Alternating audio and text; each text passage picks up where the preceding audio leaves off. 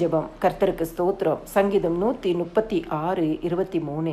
நம்முடைய தாழ்வில் நம்மை நினைத்தவரை துதியுங்கள், அவர் கிருபை என்றும் உள்ளது. கர்த்தர் கொடுத்த நல்ல வார்த்தைகளுக்காய் கர்த்தருக்கு நன்றி செலுத்துவோமாக.